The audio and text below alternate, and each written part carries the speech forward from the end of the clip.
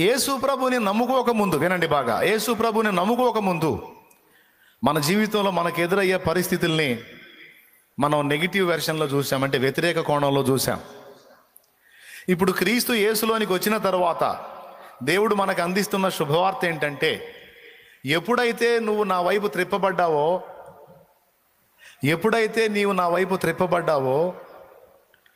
ఇక నీకు negative version లేదు, ఇక అన్ని పాజిటివ్ వెర్షన్లోనే నీ మేలుకు మారిపోతాయి అంటున్నాడు ఆయన.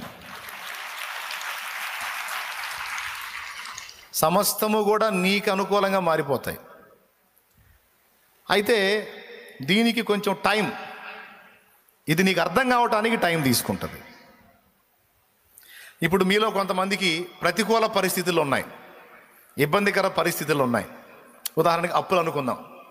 అప్పులోళ్ళు అంటే ఇప్పుడు మొత్తం లైన్లోకి వస్తారు, నేను కదిలించను, ఎందుకంటే ఆల్రెడీ ఫుల్గా అదే సరుకు ఉంది, మన సరుకు అంతా అదే. ఇప్పుడు అప్పులు నిండా మునిగిపోయి ఉన్నారు, గందరగోళంగా అయి ఉన్నారు అనుకుందాం.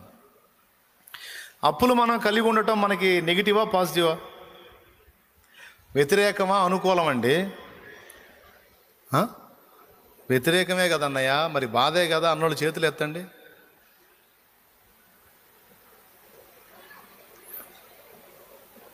ఏం చేతులు ఎత్తలేదేంది? లేదన్నయ్య మనకు అనుకూలం అన్నోళ్ళు చేతులు ఎత్తండి. ఇదిగో ఇట్ట కాదు సరిగా. కొంతమంది అయితే ఇందాక చేతులు ఎత్తలా, ఇప్పుడు చేతులు ఎత్తలా, ముదిరిపోయారు. అదేం పద్ధతి అండి?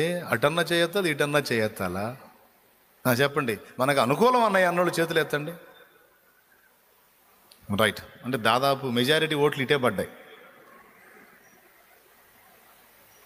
మనకి వ్యతిరేకం అన్నయ్య అన్నోళ్ళు ఇందా కొంతమంది చేతులు ఎత్తారు, పాపం బాగా ఇబ్బంది పడుతున్నట్టున్నారు అప్పుల దెబ్బకి. ఇప్పుడు సమస్తము మేలు కోసమే సమకూడి జరుగుతున్నాయి, సమస్తము నీకే సేవ చేస్తున్నాయి అన్న 2 వచనాల కింద ఆలోచించి ఇప్పుడు చెప్పు, సమస్తములో అప్పులు కూడా ఉన్నాయా లేవా? రోగాలు కూడా ఉన్నాయా లేవా? సమస్యలు కూడా ఉన్నాయా లేవా? ఆ సమస్తంలో నిందల అవమానాలు కూడా ఉన్నాయా లేవా? ఇప్పుడు అవి నీకు మేలా కీడా? మరి అక్కడ వచ్చినవేమో నీకు సేవ చేస్తున్నాయి అని ఉంది, నీ మేలుకే సమస్తము సమకూడతన్నాయి అని ఉంది. సమకూడటము నాకు ఎంత వ్యతిరేకంగా ఉందని చెప్పి చేయెత్తావు. ఇప్పుడు నువ్వు ఆలోచన చేసింది వాక్యానుసారమా వాక్య విరుద్ధమా?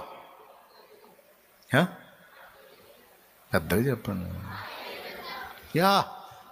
వాక్యానుసారం ఏంటి? మారు మనసు పొంది రక్షణ పొంది దేవుని రక్తంలో కడగబడి దేవుని సంతానంలో చేర్చబడిన వాళ్ళకి ఏది జరిగినా మేలు కోసమే.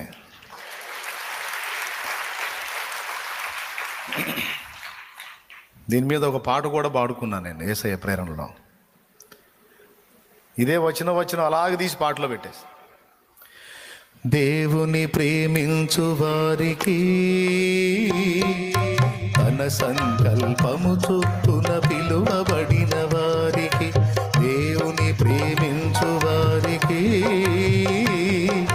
తన సంకల్పము చొప్పున పిలువబడిన వారికి మేలు కోసమే సమస్తము సమకూడి జరుగుతున్నవే.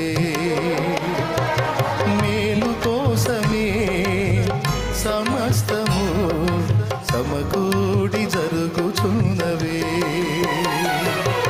దేవుని ప్రేమించు వారికి తన సంకల్పము చొప్పున పిలువబడిన వారికి. దేవునికి మహిమ, దేవునికి మహిమ. ఏమండి, వాస్తవంగా ఇలాంటి థింకింగ్, ఇలాంటి ఆలోచన క్రైస్తవులందరికీ ఉండాలి. ఏదన్నా రాని టెన్షన్ పడద్దు, మనకి మంచే, మనకి మేలే.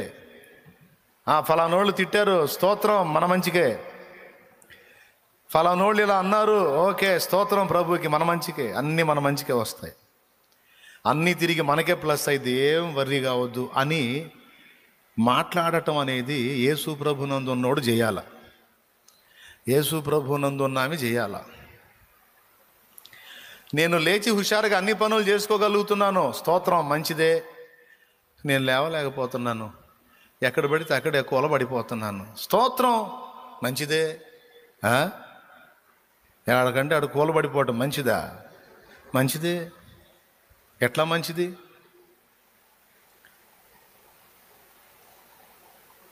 కూలబడిపోవటం వల్ల కదలకుండా ఒక దగ్గర కూర్చున్నావు. ఆరోగ్యకరంగా తిరిగే ఛాన్స్ ఉండి తిరిగితే ఏమో ఏ యాక్సిడెంట్ అయిపోతావో. స్తోత్రం. ఇప్పుడు ఆరోగ్యం బాగుంటే ఉన్న మనసాటు ఉండవు, తిరిగితే మరి ఎక్కడ ఏది వచ్చేసాడో తెలియదు సైతాను. కాబట్టి ఆ బలహీనత పెట్టి కూర్చోబెట్టాడు. ఆ ముప్పు తప్పిపోయిన దాకా కూలబడతావు. అది తప్పిపోయిన తర్వాత మళ్ళీ నీకు స్వస్థత ఇస్తాడు, పో అంటాడు. అలా అని ఎందుకు అనుకోకూడదు? ఇప్పుడు ఏది చేసినా ఆయనకు తెలియకుండా జరిగిద్దా? మీరు పర్లేదమ్మా, వీళ్ళేనమ్మా ఏందో సున్నం కొట్టినా బెల్లం కొట్టిండు ఆయన.